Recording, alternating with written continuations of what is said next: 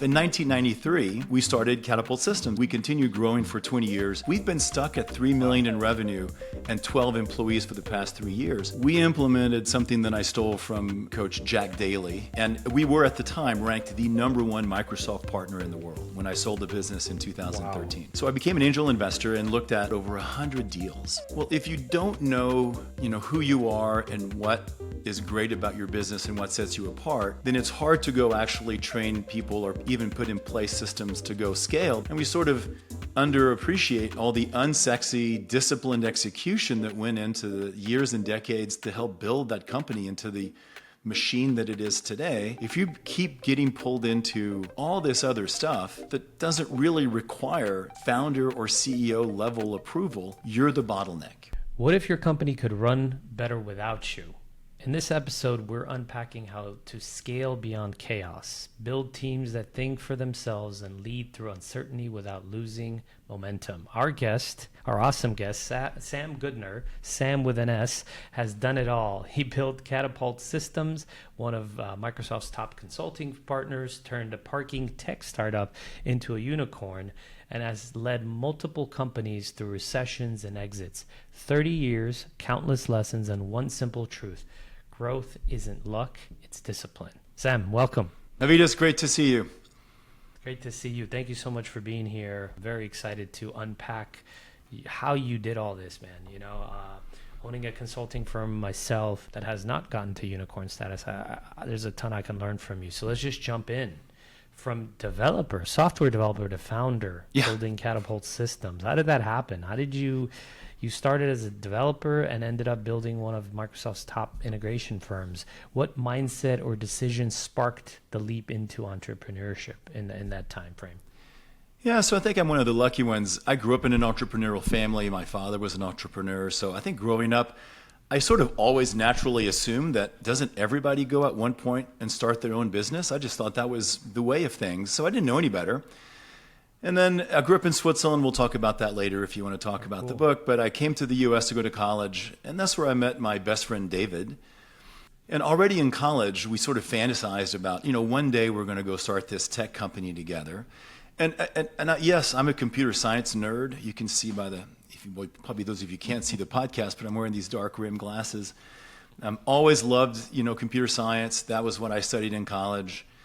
And so after working for, my first company, right out of school, I reconnected in my early 20s with my good friend David, and we decided, let's live in one city so that one day we can start this business. I was in London at the time. I moved to Austin where he lived, went to work for a little, hardware company up the street called Dell Computer Corporation. Maybe you've heard of them. And then, in the early, I'm going to date myself, in 1993, we started Catapult Systems. Now, we had never intended to start an IT consulting firm. That was not our plan. We didn't have a background in IT consulting. We were just software engineers, and we wanted to build the next software product giant. But we realized very quickly, it didn't take an advanced accounting degree to realize, well, we don't have enough startup capital to build a software products company. So what if instead we have to find a way to generate cash flow? We were in the middle of this technology inflection point during that period between host-based computing, the old mainframe paradigm, to client-server computing, and we knew a lot about building those kinds of enterprise systems. We thought to ourselves, I bet companies would pay us to help them figure this out. And we can generate cash flow from day one, and we're going to funnel all of that cash flow into developing these software product ideas that we have. And that's kind of what we did. Our first software product was Advanced Power Tools in 94, then a product called PowerDoc, then our flagship product Inquisit in 1997. It became a successful company of its own that had its own successful exit 10 years later. But along the way, we had accidentally built this successful IT consulting firm because it was then the internet happened and then Y2K remediation, and we were riding this wave of technology demand. And we were really good at just one thing. We were really good at finding, attracting, and retaining talent. And if you had the right talent, certainly back in those days, then there was more work than there was talent available to do it. So we developed accidentally, like I said, this IT consulting firm that we continued growing for 20 years. And then 20 years later, had a successful exit to a public company And we were at the time ranked the #1 Microsoft partner in the world when I sold the business in 2013. Wow. Yeah. It's very valuable. A friend of mine had the #1 Google cloud partner year in 5 or 6 years in a row, and he was able to have a very nice exit as well. Yeah. Because of that. That's awesome.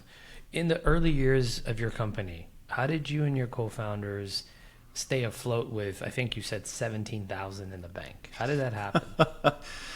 Well, as you know, when you build, it's low barrier to build there's low barrier to entry to build a services business. I don't care what services business you're in. If you can start providing value to your customers on a services basis, then you can start invoicing them right away and you get paid 30 days after that. So, that's how we grew by, you have positive cash flow almost from day one. Now, eventually we were outpacing we were growing faster than even our own cash flow could support. So you go work with the bank. We got a line of credit. We were able to sort of grow that way, but we were always profitable and in sort of managing that growth throttle along with our cash and line of credit to sort of, that's how we would set the governor on how fast we could grow, is how much can we afford to grow without going raising money. That wasn't even an option in the early 90s to raise money. That came later, right? Especially from a service business, yeah, right? Yeah.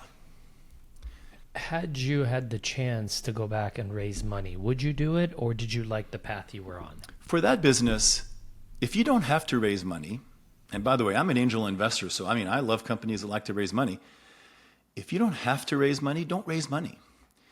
As soon as you raise money, you now have another party at the table that has very strong opinions on what you need to do as a business, and you have forced yourself into a path to have a financial exit someday, right? I'm not going to invest in a business as an angel investor if that company is not going to have an exit someday.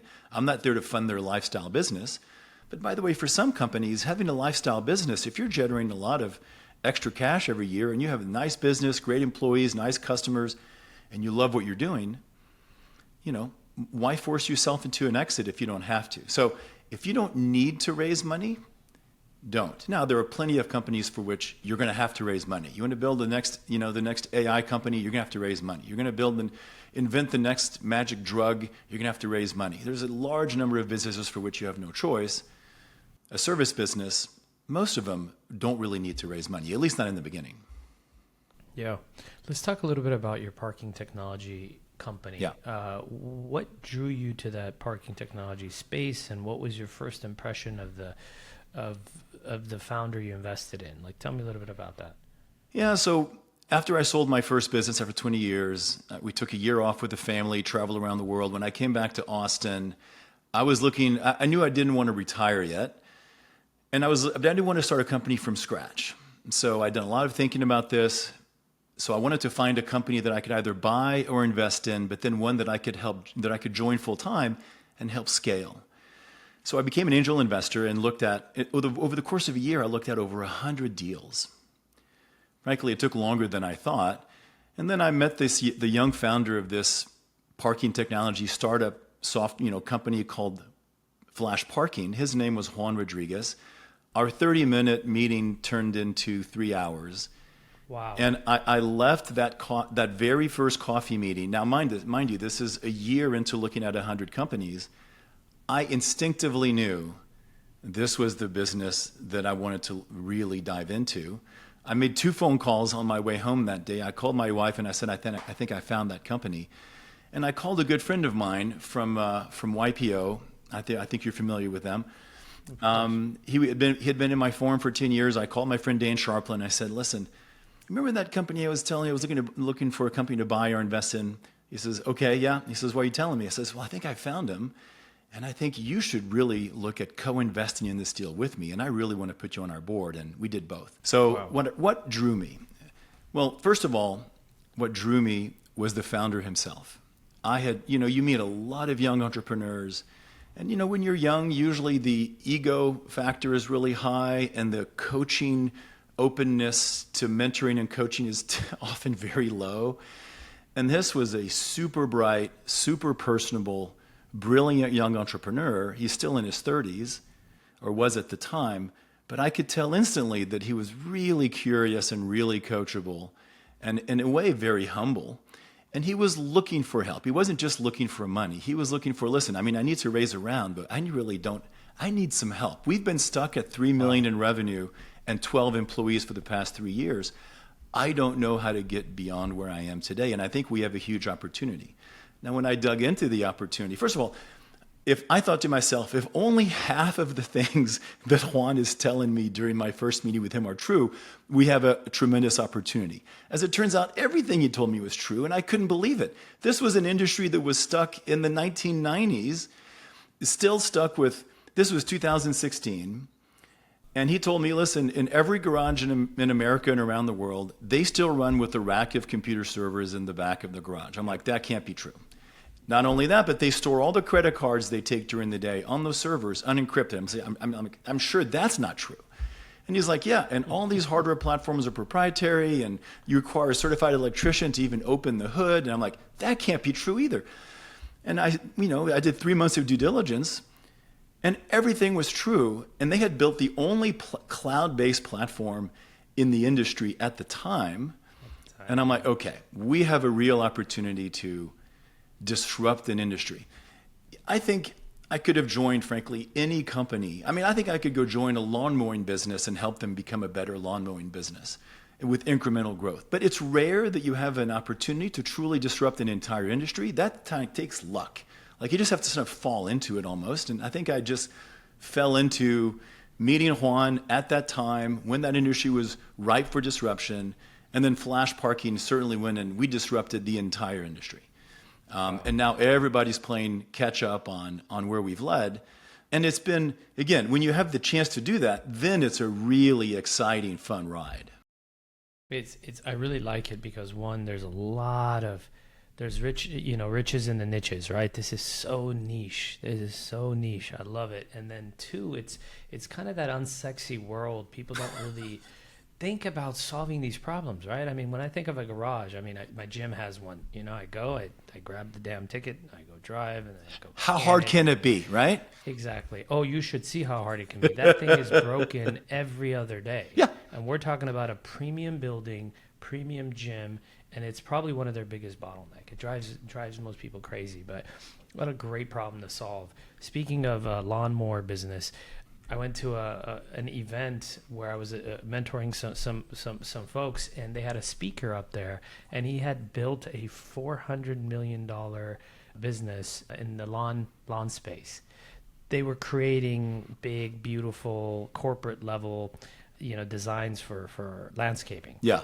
So unbelievable, right? I love money you could make. I love unsexy businesses. Yes. That are stuck in the past and just waiting for someone to come in and either through technology or new business model rethinking or both can come in and just totally shake things up. I love those kinds of opportunities.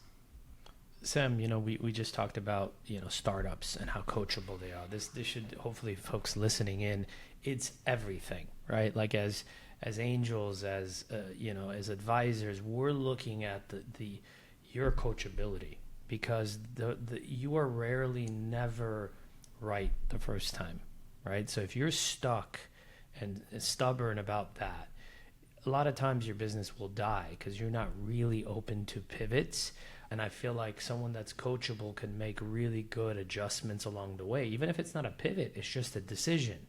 One of my favorite startups who I just finished with, they're killing it. And I knew it. When I met them, I'm like, there is something about these two. And my angel network didn't understand why I was so interested in them, and how I was, for the first time, getting them like, you guys, you got to write checks, even if it's small. These guys are going to be great. Well, I was right. Yeah. Because they're so coachable. Every time I gave them an idea, and then they would come back on the next call and they would say, hey, we did that. It worked. Thank you. Hey, thanks for that intro. Hey, you were right about that. We didn't listen 6 months ago, but I just love that.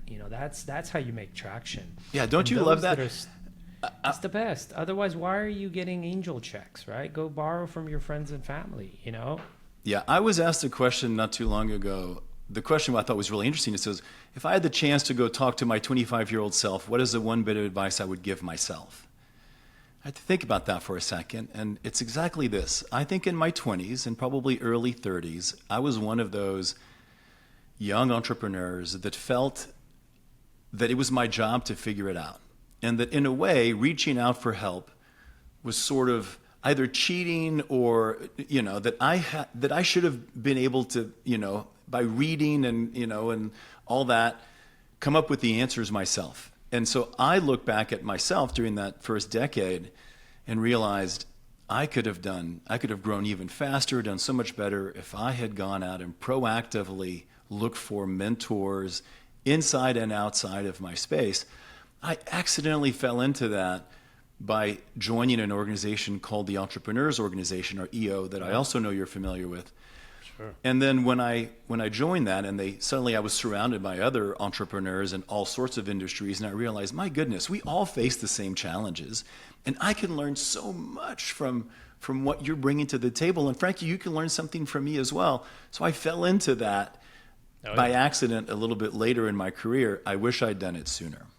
It's literally life changing. I told you, Vistage, YPO, and now I'm in another one called Yan. It's very, very niche, very specific. But the stuff you learn from others, it's like having your own kind of pseudo board of directors. Yeah. And it's powerful. It's one of the most powerful things. It's funny that we would pay $20,000 to $30,000 a year to have people, pick on our businesses and question our answers. Right? Versus someone that's a know-it-all and that's 20-something years old and thinks they know everything. I mean, the more you know, the more you realize you don't actually know anything. Or not as much as you think. So I love that. Yeah. That's a great note. Sam, how did you help transform a $3 million startup into I believe, please correct my numbers if they're wrong, $160 million global leader? What were the first systems or changes you implemented? Yeah, and by the way, and growing. So I see this in a lot of startups that I invest in and mentor. It's easy when you're a startup to get stuck in founder mode, or what I call startup mode. And what does that mean? That means that the founder is in the middle of every decision. Because initially, when you start the company, you have to be. You are the salesperson, you are the accounting department, you are the marketing department, you're HR, you're everything. You're doing the work, you're managing the business, you're in the middle of everything. You're in this hero mode where you're working 90 hours a week. And by the way, that'll get you up to a certain size, usually about 3 million. 3 to 4 million. And then after a while, the problem is that even though you've hired really smart people, you're not setting them loose to go actually run that part of the business and therefore allow your business to scale. So this is what I call operational scalability. And so first of all, what is operational scalability? Well, operational scalability is the ability for your business to not only run but grow without the founder in the middle of every decision. So it's about putting the right people and the right systems in place so that can happen. Now, how do you, your next question should be then, how do you achieve operational scalability? And obviously that's what I dive into in my book, but I think I'm going to oversimplify a bit, but I think it's 3 things. I think it's clarity, which I know is a term you love, disciplined execution, and then time. So what do I mean by clarity? Well, if you don't know who you are and what is great about your business and what sets you apart, then it's hard to go actually train people or even put in place systems to go scale because you don't know. So what is it? It's clarity about what you believe in. I know you love the term core values. You have to know what you believe in or you don't know who to hire. You have to know why you exist. You have to know where you're going or where you want to go as a business. You have to know what your customers can expect from you. You have to know how you're different than everyone else in the business. So one of the first questions that I ask every young entrepreneur that I sit down with, I ask them the question, tell me what you're best in the world at. And they usually look at me like, best in the world? That's a really high bar. I'm like, no, seriously, how are you different than everyone else in your industry? And then tell me, what is your unfair advantage to achieve that? And 90% of the young entrepreneurs that I meet don't have an answer for that question. I'm like, you need to figure that out, because if you don't, it's going to be really hard to scale beyond a certain size, because you're going to ultimately just be then competing on price. Now, unless price is what you want to compete on, that could be a strategy, but you probably don't want to compete on price. And so figuring out what are you or can you become best in the world at, how are you different than everybody else, and then what is your unfair advantage to get there is one of those points of clarity that until you have it, you can't scale. And then having clarity around, I call it your organizational structure, but it's like, what are all the swim lanes? What are you responsible for? What are you responsible for? What are you responsible for? And so that nobody's stepping on each other's toes. And then the last point about clarity is really understanding sort of the critical numbers that drive your business. And a lot of entrepreneurs assume, well, that's just revenue and maybe gross margin, or you're probably not. No, like really every business has a set of KPIs that really matter. And you have a set of critical numbers for the whole company, and then for each department. And by the way, that number is it should never be more than 3, in my opinion. It's just what are the 3 special, 1 to 3 numbers that really drive, that really make a difference, that are hopefully forward-looking. And so if you have clarity on all of that, then you can start operationalizing your business so you can then start delegating that responsibility. Now, what does operationalize your business mean? Well, first of all, in my opinion, if you're going to operationalize anything, you start with sales. Because you can't grow a business unless you grow top-line revenue. There's no point in growing other parts of your business unless you're ready to grow top-line revenue. And this is where most entrepreneurs also, again, fall short, because they're typically the first salesperson of their business, and their natural instinct is, well, if I just go hire a great salesperson or a few of them, I'm going to build a sales team, they're going to help me grow my business. Well, unless you've codified your sales best practices in a sales playbook, and I know how much you love the word playbook, unless you've codified. So what is a sales playbook? So you've been doing this as the founder for several years now, and you have an understanding of who is my target market, what kind of industry, size, geographic location, et cetera. Not just the type of company, but who is the decision maker in that business? How do you get in front of them? What kind of opening via email or phone call or online reach do they respond to? What objections are you going to hear? How do you overcome those objections? What does a nice intro email look like? What does a proposal look like? You go think through all of that. You put that in I know it's old-fashioned, in a manual, in a playbook, so that when you go hire that next salesperson, you can sit down with them, and they're going to shadow you for a bit. You can say, listen, this is how we sell at our company. This is going to get you in the door. This is how you overcome objections. This is how we're going to close the deal. If you do that, you're ready to go hire that next salesperson or that next sales team. So number 1, it starts with sales. Number 2, and this is going to ring particularly true for you, and then you have to build a system for recruiting and hiring. Yep. Because you cannot grow your business without the right talent helping you to do that. I know you mean AI is amazing. AI is a fantastic enabling tool, and it's not going to displace the need for having great people at your side to run your business, period, Never. End of story. And so you have to build, and by the way, most young entrepreneurs, they don't know how to do this unless they're like you and they come from that business. They don't know how to go find really good people. They don't know how to interview them for what matters for your business. And so and by the way, go educate yourself on that. There's plenty of amazing books to do that. There's companies like yours to help you with, the talent of, filling the funnel with great prospects.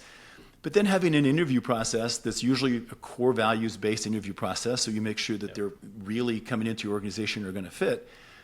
Codifying that so that you can then really turn on the employee growth engine. You can't do it without that. So you have to understand how to find, attract, and then retain the talent. And then the last point I'll make on that is, and then you look at every other part of your business. So I call that codifying your best practices. Well, first of all, you have to ask yourself, what are my best practices? So if you're, let's say that we're in your business and you're looking for, how to find talent in really hard to find places and really rare talent, you've developed a process for that. Like, where to look, how to reach out to them. There's all these 2 different tools that you're using. Like, this is your business. If you just hired someone to be a recruiter for your company and you just tell them to just go start recruiting, they're going to fail. On the other hand, if you've codified those best recruiting practices and you train them on that, they're going to probably be successful if they have the rest of the the attributes. And so you look one area of your business at a time. So I'll give you an example with Flash Parking. I told you that parking technology company that I invested in. So one of the first things that I knew that they were stuck at is they were just getting into, they were moving from valet software to getting into installing full equipment in garages and surface lots. And they had no idea how to go scale that deployment sort of process. In fact, the founder was still going on every installation run anywhere in the country. So I'm like, okay, this is the first part of the business that if we're going to scale this thing, we're going to have to figure out how to really operationalize that. And so we cheated a bit when my friend Dan and I, like I mentioned earlier, we took down the whole investment round. I joined the company full-time as president. I put him on our board as chairman of the board. And then we immediately hired his old operations team from his old company, Site Controls, that now worked at Siemens. We hired that entire team on day one because they knew exactly how to go install this stuff through a third-party network of installers, electricians, and all of that at scale. And that was, in fact, then the secret sauce that we were able to take what was an industry average in the parking industry of a 3-month process from the time you signed a contract to the time your garage was up and running. We took that down to less than 3 weeks, instantly. So we didn't change the price, nothing else. We just took it from 3 months to 3 weeks, and we were just killing everybody else, just with that, without even the technology or no other bells and whistles, just that, because we operationalized it. And then you go look at, of course, every other part of the business. And then I said time. Yeah. And the last thing is, and you have to give it time, right? You have to let the compounding effect of time kind of work for you. It's not going to happen overnight, but if you keep doing the right things consistently, then suddenly 6 months, 12 months later, all this, you've sort of accelerated that flywheel, and it becomes easier to push every revolution. And suddenly then you catch a gear and you start really accelerating. But in the early days, it still looks like you're going slow.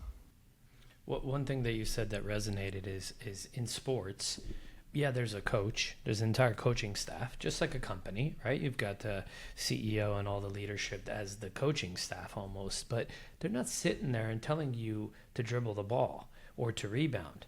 They've set the plays, they've told you what offense to run, what defense to run, and then the rest you react. I think our businesses are very similar, right? So if you don't have a system, you don't have a playbook like you talked about, then what you're really doing is you're coaching every second of the game. And that is the most exhausting thing in the world. Take it from a guy that did it, right? Because I have an open door policy and I am a coach. I actually used to coach sports and stuff. And I love working with people and stuff. But what I realized is, man, I was the focal point of every decision.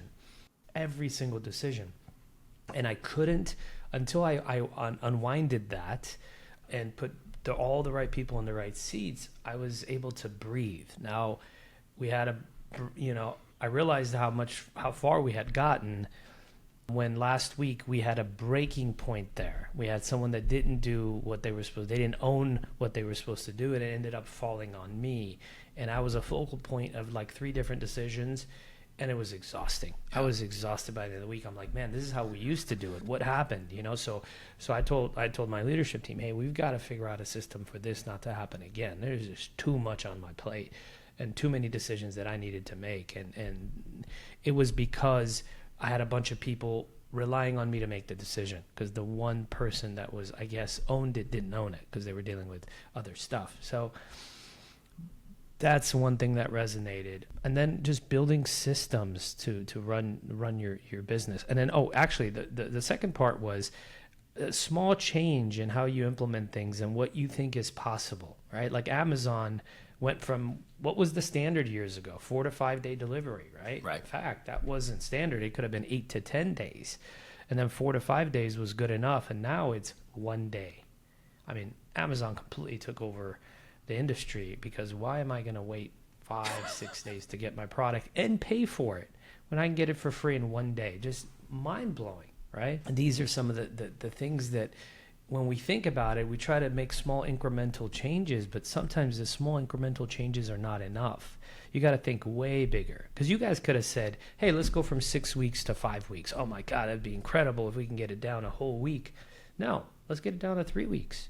Let's get it down to 1 week. Let's see if it's possible. I think sometimes we think too incrementally. Do you agree? I agree. And then again, sometimes you also just have to let time do its thing. Yeah. You mentioned, we called it decentralized decision making. At least that's the title of the chapter in my book on this. And you mentioned you weren't always good at this. By the way, neither was I. And I should have known better coming out of my military experience, in Switzerland. I should have known better. I thought I was doing, like you, I had an open door policy, and I was just waiting for people to come to me. I had no idea what a bottleneck I was in my own business. And so 7 years in, this is 2000, early 2000. Here's my transformation story. I get a call from my dad. He's lived in Munich at the time, and he tells me he's been diagnosed with cancer and has 6 months to live. So I do what every loving son would do. I basically say, I'm on my way. I go to my executive team, and we were already a pretty big company at that time. And I say, listen, I'm going to be gone for at least a month. I don't know how long. I'm going to Europe. And this is before everybody had a cell phone and before we had Zoom and all that. I'm like, you guys got this. And they looked at me and said, well, how are we going to make decisions? I'm like, you guys will figure it out. So I go to Munich, spend a month with my dad. By the way, he did end up dying of cancer, but it wasn't until 8 years later. So we had a lot more time than we thought. That's amazing. Yeah. So I come back a month and a half later, and the company wasn't just running, by the way, and I didn't check in once for a month. I got one email to approve a spreadsheet. I didn't even look at it. I said, it's approved. It was a salary review spreadsheet. I'm like, you guys got this. I come back a month and a half later. The company wasn't just running well. It was running better than when I left it. Because what had happened is everybody suddenly had to step up. Like, well, I'm going to make the decision on my own. I now have to own this decision. And then every one of their direct reports leveled up. So everybody leveled up in the business, just automatically. So I came back. Initially, I was a little bit taken aback by that. I'm like, well, and then I immediately patted myself on the shoulder and said, I hired the good team, so of course. Of course. So, but that's when I realized, oh my goodness, I can't believe I've been the bottleneck. And ever since then, I've just, the job as the founder is you hire the right people, you put in place the right processes, you set the right swim lanes, and then you get out of their kitchen. You get out of the way, because hopefully you've hired people that are better than you at what they do. Otherwise, why would you hire them? And your job is to just get out of the way so you can focus your time and attention on the bigger decisions, the bigger questions, the bigger strategy, the bigger vision stuff that you should be spending more time on, and let everybody else run the business because they're going to do a better job at it than you are. Well, most CEOs, most founders, what they do is they spend 95% of their time in the business, 5% on the business, versus vice versa. If you built the right team, eventually, look, it's not as easy as it sounds. Frankly, I'm not there yet, but want to get to a point where you're thinking, you're working on the business versus in the business. And when we get bogged down by the daily decisions that you have to make for everybody, because they come to you because they're scared to make the decisions, what ends up happening is we have zero time to think about the business and the future and the research needed to kind of dictate the future. Instead, we're doing the job. We're the brilliant person with 1,000 helpers or whatever it is, versus the visionary sets the vision, sets the playbook, and sits back, almost like a general manager, not even a coach, stepping back as a general manager and saying, look, I made the trades, the signings, everything that I've done. Now I watch my coaches coach and my players play. That's how it should be, versus, hey, give me the ball. It's like, whoa, wait a minute. What do you mean give me the ball? Yeah. Give me the ball, get out of the way. I got this. It's like, well, are you sure? You're the general manager, So I thought that was interesting. So two thoughts on exactly that. Number one, when people still come to you and they will have the habit of still coming to you, what I learned to say is, okay, well, how would you do it? Like, what direction would you like to go? And why? If they come to see us, well, do we go A or B? I'm like, I know what the answer is I would give, but you don't want, I'm not going to tell you that. Tell me what you would do. And then whatever their answer was, I'd be like, do that. Well, they come to you 5 times and you say, what would you do? They stop coming to you. Yeah. Whose monkey is it, right? It's your monkey. You figure it out. I'll help you each time less and less. And then the second one, so that this can then trickle down and across the entire organization, we implemented something that I stole from author and business coach Jack Daly, author of Hyper Sales Growth and the Sales Playbook. I saw him speak and he mentioned this. I'm like, this is the perfect framework. We implemented what we call our rules of empowerment.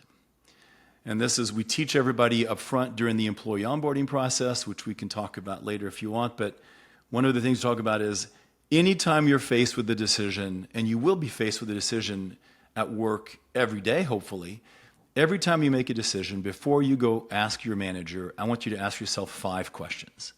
Number 1, is it right for the customer? Number 2, is it right for our company? Number 3, is it ethical? Number 4, is it in line with our core company values? And you know what they are. Number 5, are you willing to be held personally accountable for the decision? If the answer to all 5 is yes, do not waste your manager's time by asking them for permission. Just go do it. And once you implement that and you mean it, by the way, people are going to make mistakes. Like they're going to make the wrong decision. And then you have to have a culture of not punishing them for that. But Yes. did you go through the process? Yes. And it ended up being the wrong decision. That's okay. You know what? Lesson learned. Let's not make the same mistake twice and move on.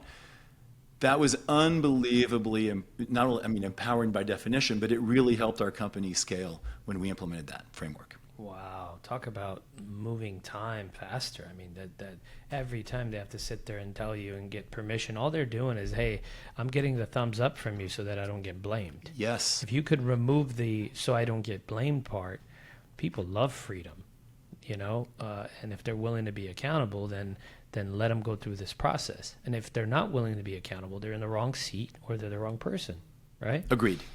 So that's awesome. We keep talking about the book without talking about the book. Is it Like Clockwork in the background? It is exactly that book. It's Like Clockwork, Run Your Business with Swiss Army Precision. And the story there behind that theme is, I grew up in Switzerland. We have compulsory military service. I served as an officer in the Swiss Army after high school before going to college here in the U.S.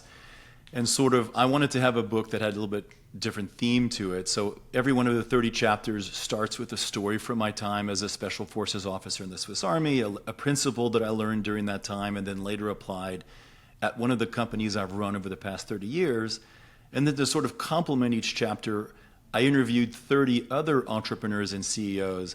So there's a third-party case study in every chapter that describes how they implemented that same principle at their business, and sometimes very different ways than I implemented it myself, which is what I wanted to show. So that's the sort of book. It's a book on execution. It really is a book on operational scalability that we've talked about. That's the whole theme for the book. Why do you think so many, because your book does focus on execution rather than just ideas. Right. Why do so many founders underestimate the operational side of growth? Because it's not sexy. So, we tend to focus naturally on the outcomes.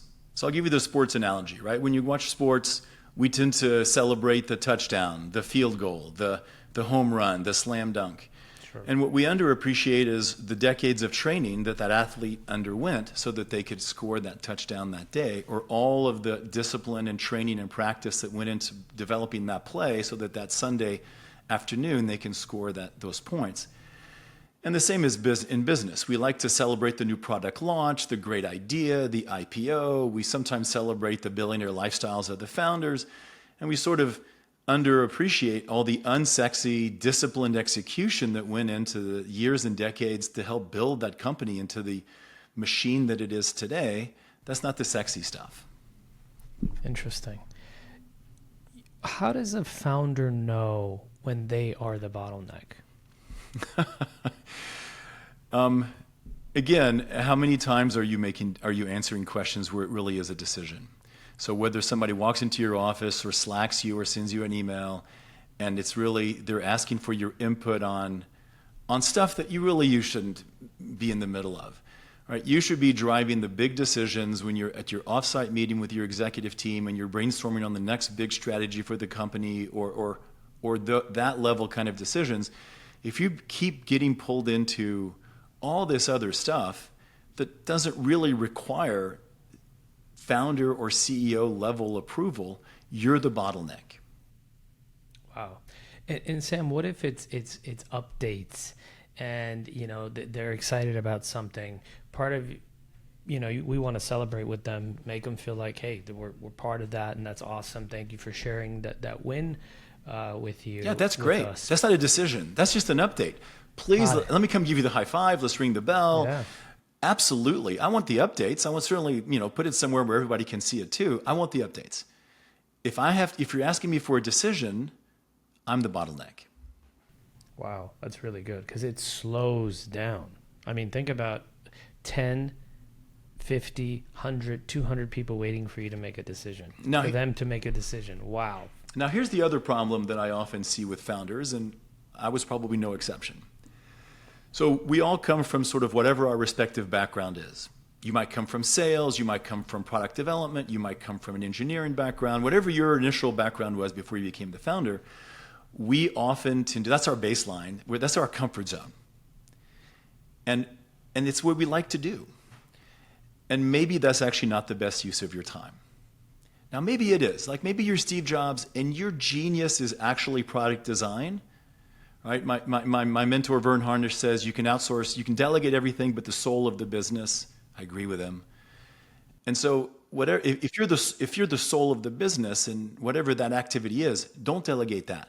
But sometimes as founders, we fall back on our comfort zone that, if I'm, for example, I wasn't, but if I was the CEO of the business and I've been promoted to CEO now because the board thinks that that I should be in that role, and I keep falling back to reviewing the financials in detail because that's my comfort zone, that's not the right use of my time. So one of my other favorite quotes from a friend of mine, Amy Jo Martin, is, "We vote with our time for the life we want to live." Wow. Think about that for a second. By the way, in our personal lives, it's absolutely true. Like, it's where you spend your time. Like, if you want to be a good father and you're spending 15 minutes a week on it, you're not a good father. I don't care how smart you are. In business, it's the same thing. So I could sit down with a founder and say, show me your calendar. And I want to see where you spend your time. And if you're spending your time doing that thing that you love so much, which is I'm tinkering with the product, even though that's not your, maybe somebody else has been hired to do that, or I'm focusing on marketing because you love it so much, but that's not really what the company needs from you at this time. I want to see where you're actually spending your time.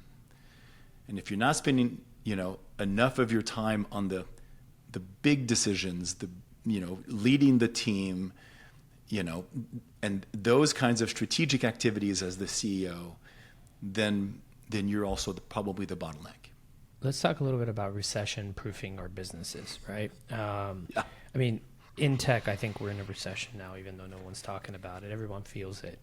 You survived 2 major recessions. One almost killed your company, I'm sure, and you came out stronger than ever. What were the key differences in how you handled each recession, and why was one so successful? Man, I'm so glad you asked that question. I have a chapter in my book dedicated on that topic called "The Best Defense is a Good Defense." I know you like to go on offense during a recession, and we can get to that in a second. But so the first recession that my company encountered was the dot-com bubble burst in 2000. And I had never gone through a recession as a professional. The last one happened when I was in college or high school, and I didn't live through it. So I thought that the boom of the 90s was just the way it was always going to go. I didn't know any better.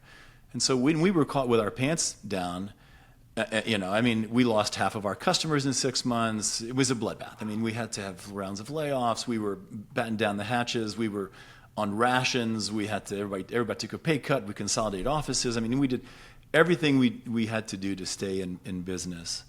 Because again, we were a self-funded business. We had no outside investors.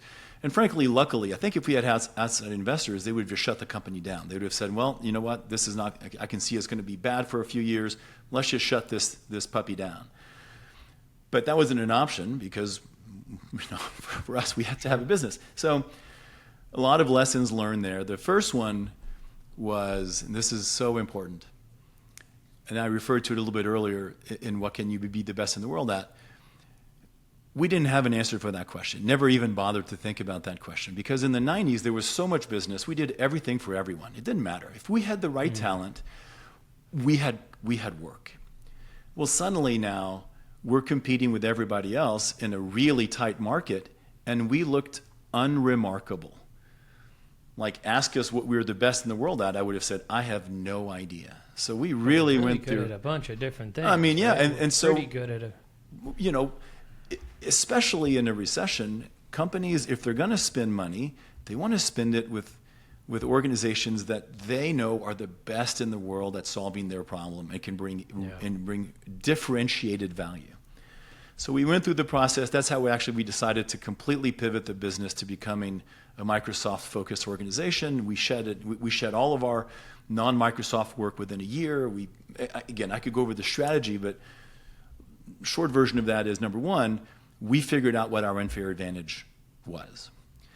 Number two, when we did come out of the recession in 2003 and suddenly we caught wind in our sails, I knew at that point that there was going to be another recession around the corner. You know there is. And I'm like, it's not a matter of if, it's a matter of when. And so next time, we're going to be prepared. What does that look like for us? For us, it meant we were going to diversify the kinds of services we offered beyond just application development. We were going to diversify geographically. We were going to diversify the industries we service. We were never going to have a customer that was more than 5% of our total revenue. We were going to keep 20% of our business with state and local government. Even though they paid less, they were always recession-proof. Then I opened a federal practice, same reason. We were always going to have a minimum of 3 months of cash in the bank and credit to support the entire business with zero revenue should disaster happen. We went over a whole, and then the prize gold ring in our services businesses, and we were looking at how do we create recurring revenue. Because we were a project-based company, which meant even when business was good, I had no idea what next year was going to look like. Fact, I could never see past 3 months out. And so we went over and over and over, brainstorm on how can we, and we tried multiple things, and we were finally able to create a managed services part of our business that became a good 30% of our business with the highest margins we ever had. And that was all annual contracts, completely recurring, predictable revenue. So for us, it was a combination of those things. For every company, it's different, though. Like the case study on that chapter in my book is from a company called Sente Mortgage here in Austin. They were a residential mortgage company, completely different than IT services.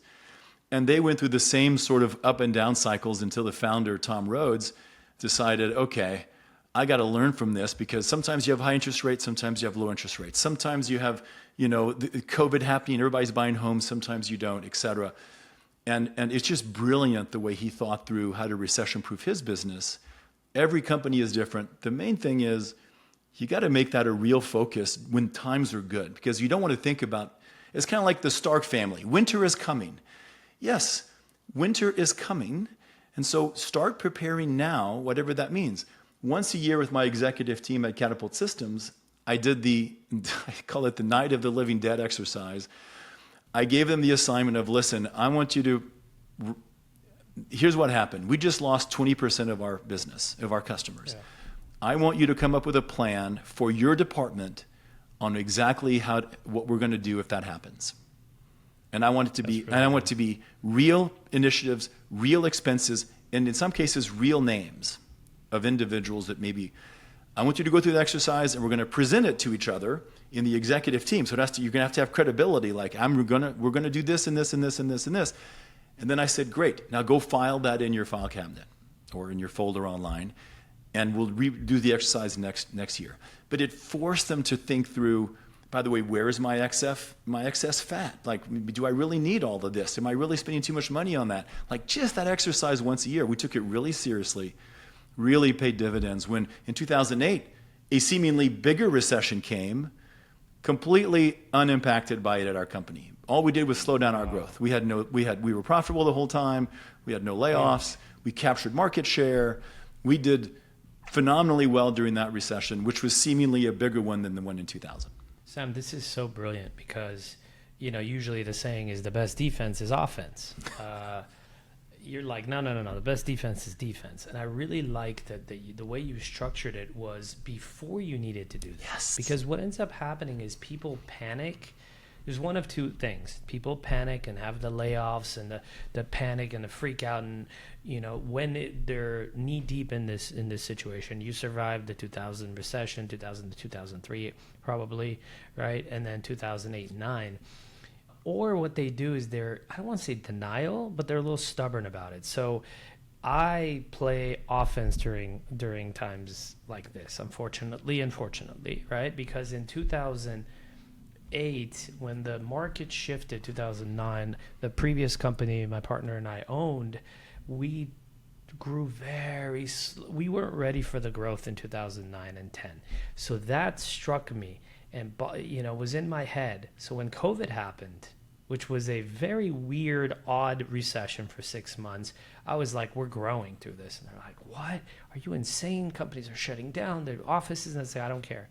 So that did not backfire. It did really well for us because we grew during that time where we took advantage of 2021, 22. We won in a big way. Well, I always knew a recession is around the corner. I was smart enough to know this won't continue, guys. Do as well as you can. The problem is we distracted ourselves on things that weren't core to the business, unfortunately. That's what happens, right? You create teams and this and that, and you distract yourself. But then when the reality hit in 2022, 23 in tech, we weren't prepared for that. And we were too stubborn to panic and lay people off. My people are too important to me. So we were very slow and steady. Let's just try to turn everybody into a superstar. It's not going to happen, right? So it's one of those two things. People are either naive about what's coming, they're just not prepared, or two, they panic and they just throw everything away.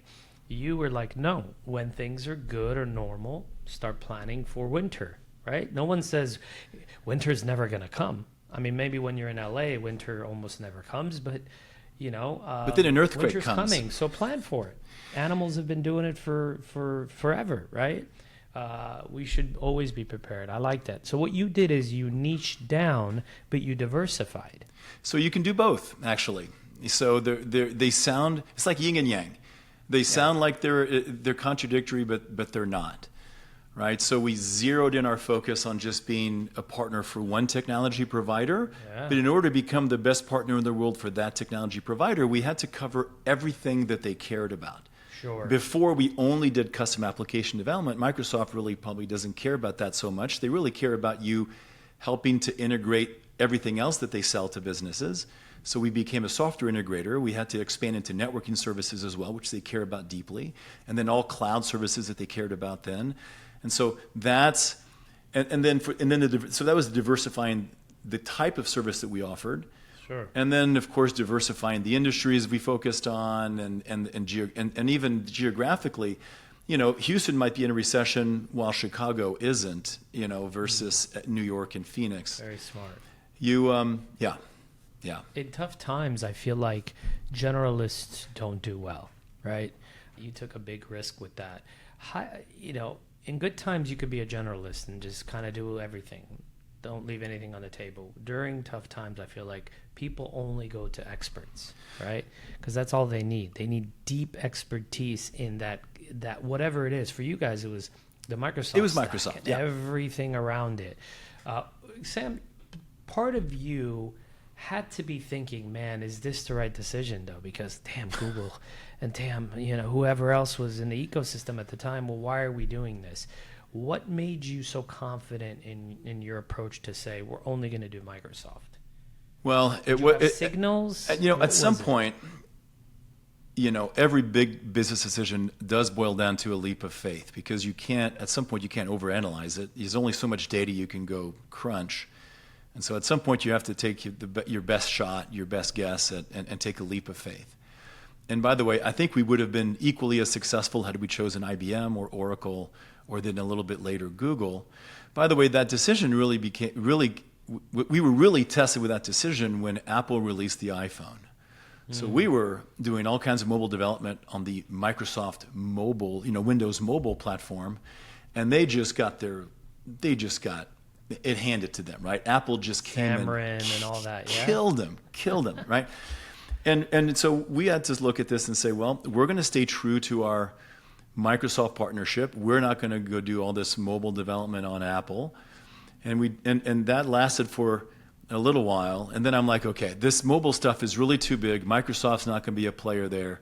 So the way we got around that is I launched a separate brand called Mobile Alchemy that was a spin-off from Catapult Systems that had permission to go do all the non-Microsoft stuff without encroaching on sort of our Microsoft's focus on Catapult Systems. So we were Catapult Systems, the Microsoft consulting company, and we had a subsidiary called Mobile Alchemy where they all had Macs and they all had ponytails and tattoos and we're a very different world. And that company was very successful at building mobile apps on iOS. So that's how we sort of overcame that. But yeah, you're right. It was a leap of faith in the beginning. All right, very good. Sam, what's one piece of personal advice you'd give to anyone listening who's building something new, or scaling something? It's back to the question I said earlier. If you don't have an answer for what are you best in the world at, or what can you become best in the world at, go figure that out. If you have that figured out, your path to scalability is so much easier than if you're struggling and you look like everybody else. I want to know how you're different than everybody else out there. No matter what business you're in, I don't care what it is. Tell me how you're different than everybody else. That's the number one question I ask as an investor, as a mentor, as a coach. That's the number one question. My favorite, along with that, is really what's your unfair advantage? Yeah. Right. I love that, because you're looking, you almost put yourself on the outside and say, man, of course they built this and it succeeded. They had an unfair advantage. I think, do we have that? No, don't touch it. That's really good. Really, really powerful. What's your favorite book other than yours, Sam? So it depends on the category. I'll tell you, I've only made my kids read one book. I mean, I've given them many books over the years. By the way, they're both in college now. When they were both in high school, I made them read Atomic Habits by James Clear. Mm-hmm. Because, of course, you've read it. I mean, everybody has. It's an amazing book. Sure. The idea there, which is very similar, sadly, to my book, is you don't have to, it's not all willpower. If you want to change a habit, if you start implementing smart systems around your life, you can actually sort of hack yourself into really good habits without having to have all this amazing willpower. So it's probably no accident that the opening quote for my book is, we do not rise, is from Atomic Habits. It's, we do not rise to the level of our goals. We fall to the level of our systems. That's really good. You're absolutely right. Really good, right? Really good. Yeah. So simple. So simple, so true. Absolutely. And Sam, one aha moment that's shaped how you approach leadership today. I also shared it with you. When I came back from visiting my father in Munich, and I came back and the company was running better than when I left, and I realized I was the bottleneck, that was such an aha moment. I mean, I was like, wow, I thought I was doing good at this, and I realized that I was actually the problem. Yeah, big aha moment for me. It's huge. One of my thoughts with my team is always, look, I don't want to be needed eventually. I want to be wanted. I want you guys to be like, cool, he's here. That's awesome. This is cool. Good to have you. What's cooking? What crazy ideas do you have today? But I don't want to be like, oh my God, is he going to get here? It's 9:10. Where is he? I don't like that feeling. It's very, very stressful. And as an entrepreneur, as a kid who was so, how do I say this, independent, that I don't want that level of being needed every second of the day. Right? That's why I couldn't be a teacher, because, man, like 9 a.m., 8 a.m. comes, if there's no one unlocking the doors, the kids don't have a teacher. So I like them to want me around, but not need me around. Sam, you've retired twice. Last question. What does success look like for you now compared to when you first started? First of all, it's a great question. And, I'm very lucky to find myself in sort of the third chapter of my professional life. And what I found myself gravitating towards is I'm sort of in the give back phase of my professional life. Like, I don't need to go climb that mountain again. I've climbed enough mountains, but man, I love coaching other young entrepreneurs and helping them climb that mountain. And if I can sort of be the the older guy and behind the scenes. I also don't need to be, in any of the articles or, on the news or like all that is in the past. If I can just be behind the scenes helping other entrepreneurs sort of achieve their vision, that's the ultimate highest reward for me right now in this third phase for me, which was also the impetus for writing the book. I've been a mentor for 10 years at a startup incubator in Austin called Capital Factory. Amazing organization. Every month I volunteer, I give my time to young entrepreneurs to come meet with me during office hours. What I've noticed myself over 10 years is I end up giving the same advice over and over again because they face the same problems over and over again because we forget. Yeah. You forget. It's when you're in your 20s, you don't know any of this stuff. And now I can sit down and go, listen, read chapter 17, come back in 2 weeks, and let's talk about that. So in a way, it was a selfish way for me to go, here's a tool that you can use, and we have a common language to discuss your scaling problems. Well, you basically created a playbook. So first they got to read the book, the play, before they ask you questions about the play. I like that. That's really good. Yeah. Very good. Sam, this was packed with insight. Thank you for sharing your story, your playbook, your operational discipline, execution, thoughts. For listeners who want to dig deeper, definitely grab a book, the copy of the book. And if you're watching this on video, it's right behind him. It's the Swiss Army Entrepreneur on Amazon, right? It's Like Clockwork. Like Clockwork. Run your business with Swiss Army precision. Yes. There you go. Or connect with Sam on LinkedIn and keep up with his work in mentoring founders and scaling operations. Sam, thank you so much, man. This has been great. Avetis, it was my pleasure. Great speaking with you. I've learned a ton, and I've confirmed a lot of my learnings. Appreciate you. Same here. Take care. And that brings us to the end of another great episode of the Tech Leaders Playbook. I want to thank you for joining us and hope you took away some valuable insights to apply in your professional journey. Don't forget to subscribe on your preferred podcast platform so you don't miss out on the next great conversation. I promise it'll be good. If you enjoyed today's episode, we'd appreciate if you could leave us a review. Your feedback not only helps us improve, but also help others discover the podcast. Better leaders mean better working environments. Better working environments leads to happier people. Remember, a rising tide lifts all boats. I'm Avetis Antaplyan, and this has been the Tech Leaders Playbook. Keep leading, keep learning, keep giving, and I'll see you on the next one. Until then, stay inspired, my friends.